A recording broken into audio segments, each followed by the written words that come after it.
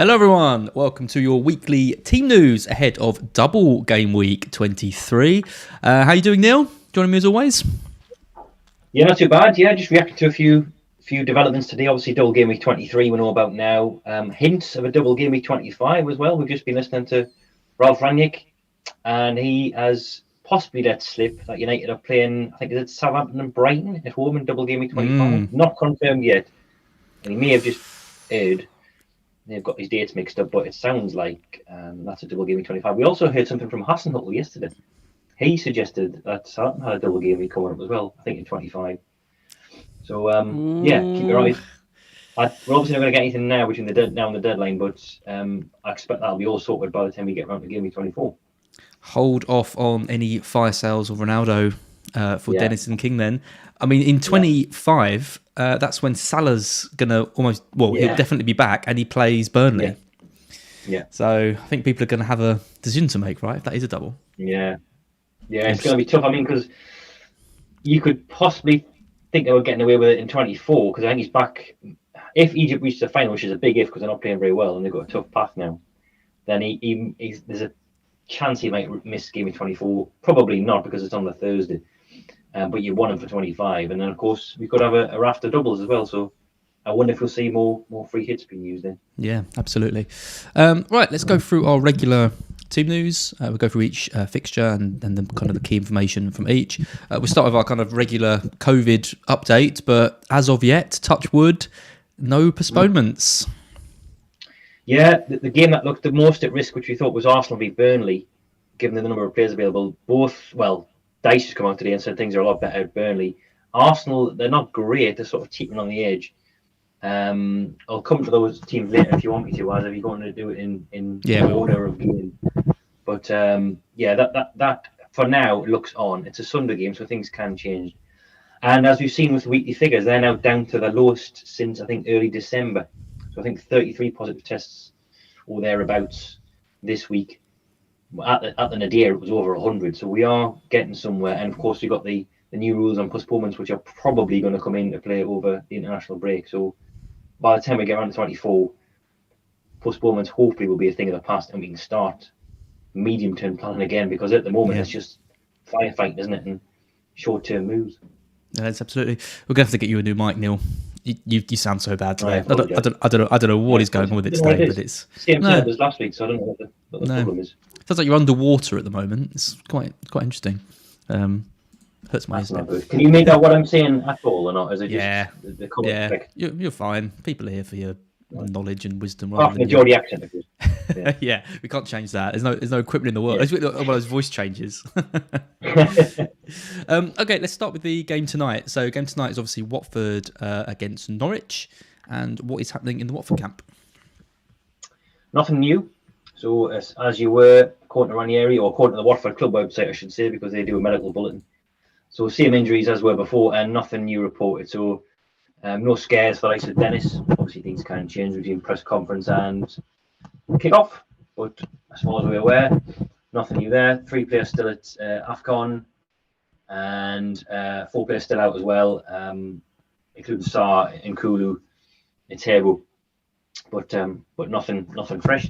Norwich, they are hit by the blow of Tim Krul being out. He's got a shoulder problem. They're not sure about the time frame. He's seen a specialist. So he's definitely out for this one. He joins Lucas Rupp, Omar Bamadele, Norman and Gilmore. They're all out. Zimmerman's playing for the under 23, so he's out as well. But better news elsewhere. So Aarons is back. McLean and Brandon Williams has recovered from cramp as well. So, yeah, that's those two sorted.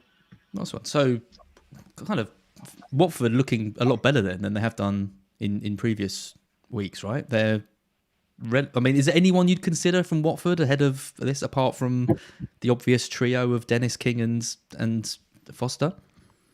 Well, João Pedro's an interesting one, because he's arguably their form forward at the moment. Not in terms of returns necessarily. He did score last week, but just on the eye, I've seen him a couple of times, and he looks... Dennis is kind of... It's hard to call it a drought. He's tailed off in the last 2 game weeks, and he just looked a bit off. And King is just King. He's just profligate and still getting chances, but still wasting them. João Pedro looks like a man possessed, taking his chance at a start.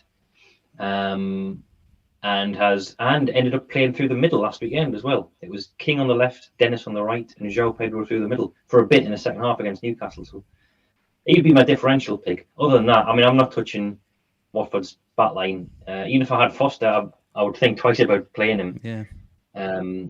If I had a second goalkeeper, because even though the fixtures are arguably the best two in the division from a defensive perspective, they haven't kept a clean sheet all season, not one. And it's asking a lot for that to change now. What I will say is that they've made some acquisitions in the transfer window, so they are all three of them played last weekend, and all three of them had decent games. So that might help bolster the back line and improve them, because two of them were defensive signings. So maybe that'll help them in the long term. But still have my reservations about Watford's defence. And as for Burnley, then I'm not touching them at all, despite all the doubles. Pope, maybe. I can see some people going for him. Yeah, Pope, I guess. But then again, you've got so many red blobs on the season ticket over the next few weeks. So that one of your doubles is going to be a really tough game. Yes, you can get safe points from that, but you're banking on one of your two game week fixtures being a clean sheet. And for Burnley, they're almost as bad as Watford this season. They've just been defensively poor. Yep, agreed. Okay, moving over to Everton and Aston Villa. Aston Villa, lots of people investing in their assets, hoping for a double game week this week. Doesn't look like it's going to happen now. But yeah, what's happening with these two? Pretty quiet from Villa on the team news front. Just one new worry, and that's Ezri Konsa. He took a severe whack, according to Gerrard, against his hip last weekend. We saw him come off. Courtney House came on. So he's going to be a late assessment on him. Other than that, it's just the same as it was before. So Bailey out, and Nakamba as well, and then Trezeguet and Traore at the AFCON. Apart from that, Coutinho, I guess the question is whether Coutinho is going to start. Gerrard's been reminding us constantly that he's not quite fully match fit yet, so I maybe be siding towards a benching again at Everton. He gradually builds up his match fitness, because he's going to make that spot his own, I'm sure, in the longer term. But maybe for this one, this might be another cameo, because he hasn't had 90 minutes for a long, long time. As for Everton, Duncan Ferguson in charge for the first time, and he's only without Delph and Davies. Iwobi as well, because he's at the African Cup of Nations. Everyone else is on the training ground. Alan's fit after illness.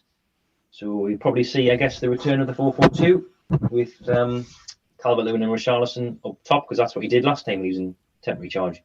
He had a pretty successful 4-game spell, I think, about 2 years ago. And yeah, more or less a fully fit squad, he says. Yeah. So no excuses for him either.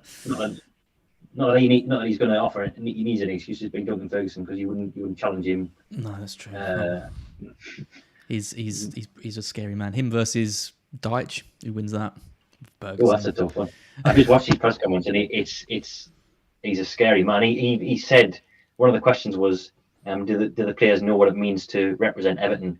And he says they know now. So he's obviously had some words in the last week since Rafa's gone. Amazing. Brentford next. Brentford and Wolves. Yes, I think it's as you were for Brentford. I don't think they picked up anything new midweek. So there was a few sort of key players who were rested or benched or dropped, depending on your perspective. So Rico Henry and Asia as well. But apart from that, it's just the usual ones: Zanka, Josh Da Silva, David Raya, and Charlie Good, who are still out. Wolves, I don't think anything new. Not that I've seen. I'll have to double check this, but I've just seen about existing ones. So Johnny is back on the training ground, just as people take notice of Ike Nori. Johnny's completed his first full training session yesterday, so he's obviously still some distance from a return given how long he's been out. And Pedro Neto is a couple of weeks away as well, so he's another one who can add to the rotation mix up top. Neves is fit, and I haven't seen anything on Martial. I'll look into that, because this was one of the flurry of 130 ones. But yeah, Neves is back. I think he had COVID, so he's over that now.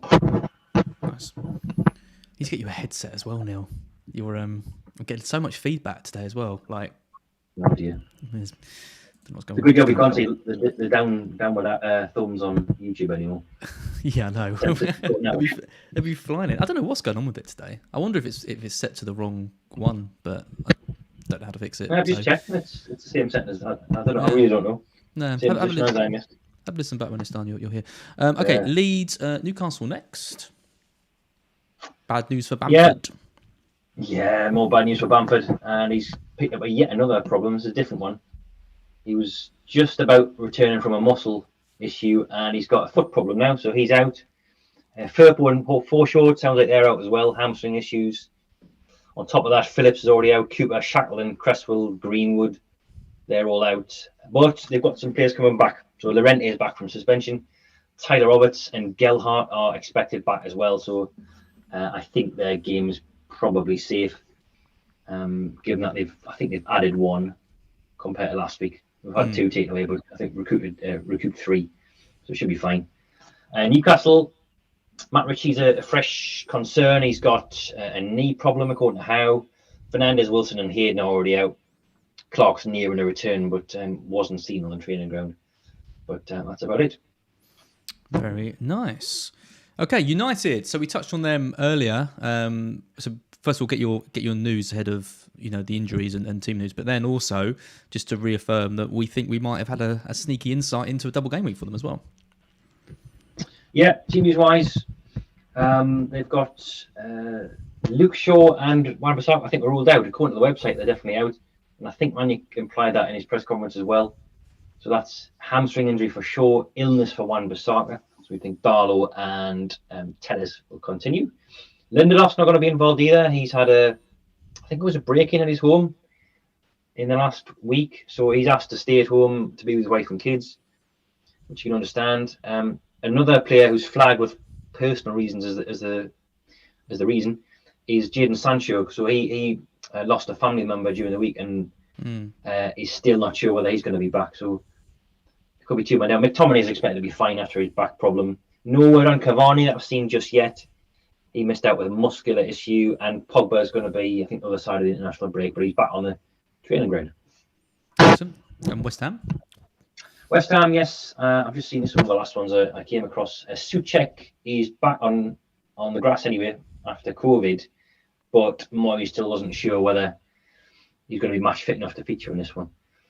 Zuma's, I think, probably in a similar position. He's recovered now from a hamstring issue, back on the training ground. I'm not sure whether he's quite match fit enough. He had COVID as well. Ben Rama, I didn't hear anything from Moyes and Ben Rama. Ben Rama's out of African Cup of Nations now. Algeria got knocked out. They were the holders, and they got knocked out in the group stage. So we've seen Ben Rama and Mahrez come back from Africa this week. Mahrez isn't going to play. We'll come on to that in a second. Nothing from Moyes and Ben Rama, so not a complete guarantee that he'll be out of this. I'll see if there's anything else from Moyes later in the day, but I haven't anything yet. Because, as you'll discuss in a second, some African Cup of Nations players from Ghana will be involved this weekend. So, yeah, but possibility that we might see Ben Rama. You'd think maybe on the bench at best if it does happen. Given that they were playing, I think, on Thursday last night, and then it's obviously a Saturday game, so slim chances of him featuring, but wouldn't rule it out altogether. Very interesting. Okay, we're 5 through the 10 fixtures. If you are enjoying the knowledge Neale is imparting rather than his sound quality, please consider liking the stream and subscribing to the channel as well. You can also head over to Fantasy Football Scout and check out Neale's predicted lineups and all the team news on the site as well. Okay, next game, Southampton versus Man City, who you mentioned, and it was Mahrez, obviously, who's been knocked out, but he's getting a little holiday, isn't he? That's nice. It is, which raises an interesting question about what other managers will do when their players are back from African Cup of Nations, because we were assuming that Salah's going to be back straight for Gameweek 24 if Egypt reach the final. But Klopp has given players breaks in the past after international tournaments. If you think back to the World Cup, I think when England reached the semis, and I think Henderson and the like got 3 weeks off after that. Now, obviously, that was slightly different because you could say that they were meant to have a break in the summer. Salah is obviously meant to be playing now anyway in league action, so it's not like he's playing that much else. What he won't get is a winter break because he'll be he'd be playing for Egypt throughout the tournament. I mean, they might get knocked out in the next round and make this conversation just entirely moot, but it's something to think about anyway. We'll keep them tabs on AFCON during the next fortnight and seeing where it goes. But anyway, yeah, Guardiola isn't getting Mahrez back for this one, even though he's technically available. He's granted him a week's holiday, so he's not going to feature this weekend. Also not involved is Zinchenko. He's not quite fit yet, but Nathan Ake is, so he's back in contention. No other injuries reported by Pep, which of course doesn't mean that there is any. Yep. And Southampton? Saints, yes, Livramento still out. He's got this bothersome fluid on the knee, I think it was. So he was back on the grass, I think, last week, but obviously not ready for a return. McCarthy's still out as well, and Smallbone. Other than that, I think it's pretty much as he were. Ginetto is still away at the African Cup of Nations, but that's about it. Hopefully, Livramento back. What next game week? Just a couple of weeks well, I away. don't know the time frame because I mean, if he was on the grass, then you would hope that's a good sign. But I think he's missed 2 games since then. So whether it's a recurring thing, as these things can be. Fluid on the knee can keep happening.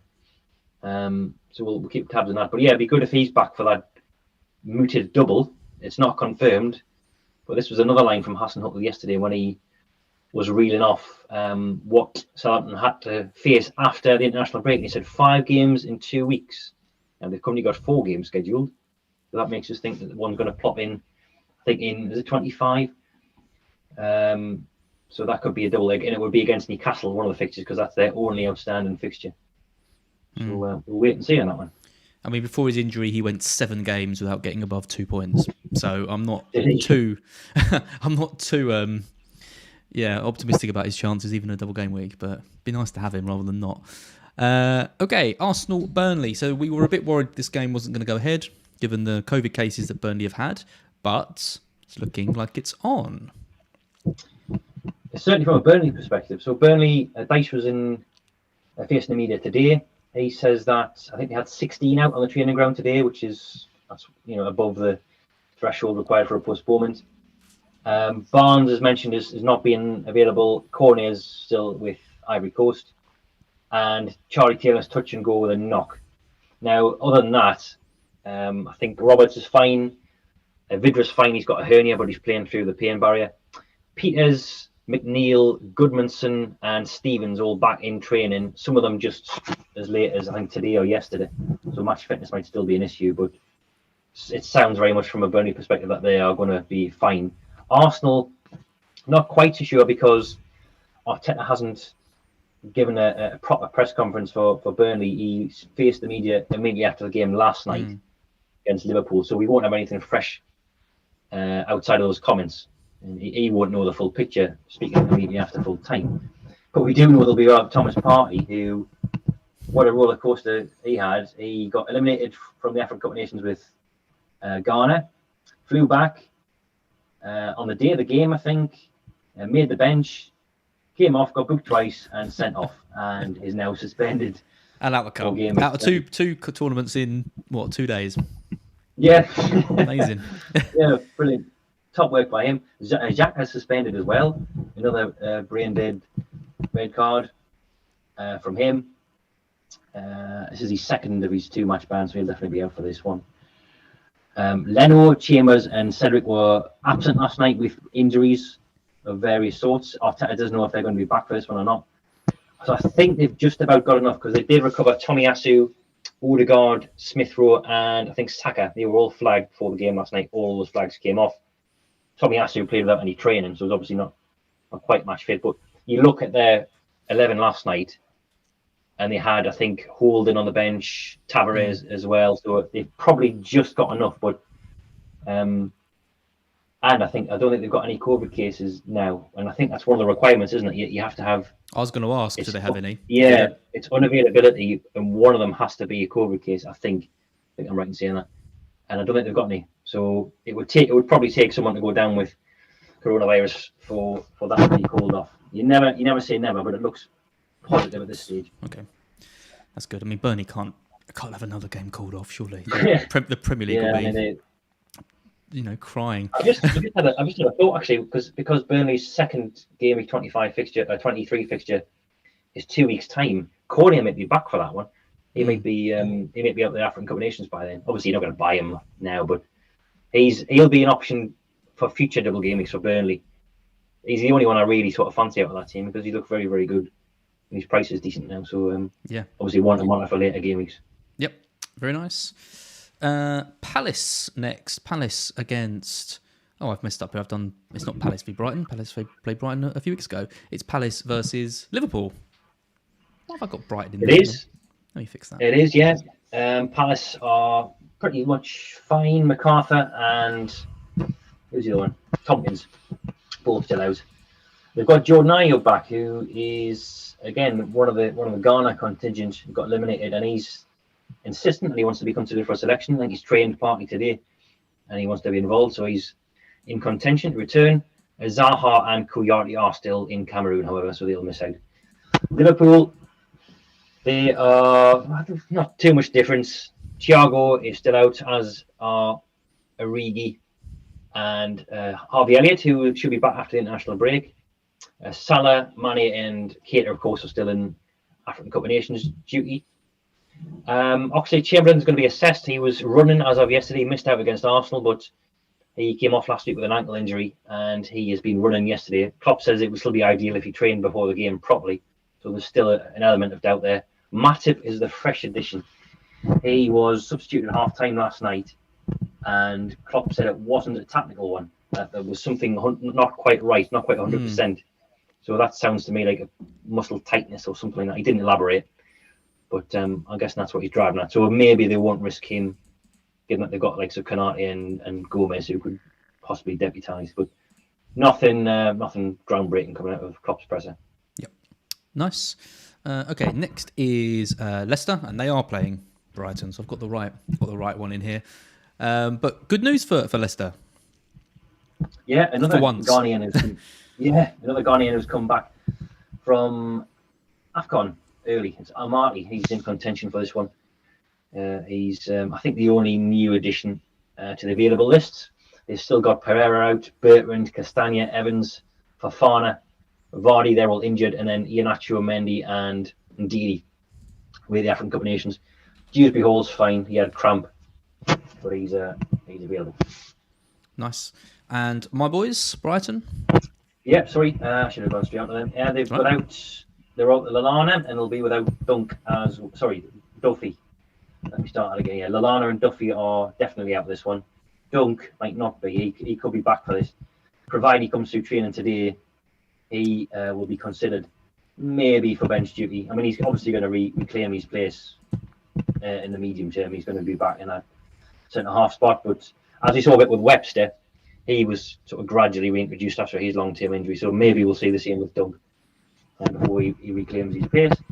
Apart from that, I think it's just Mwepu and Sarmiento who are injured, and then Bissouma still away with Mali. I think we've only had the one clean sheet without Dunk, but generally speaking, we've done well. Burns played well. Burns been really good, and Webster's absolutely superb against Chelsea. So it's been quite encouraging to know that we can pick up points without him, because I thought he was, he is such an important figure for us. But we've done well in his absence. That's a good thing about Brighton, isn't it? Like the kind of system-led team. Anyone can probably step in that side and do a job. There's no one.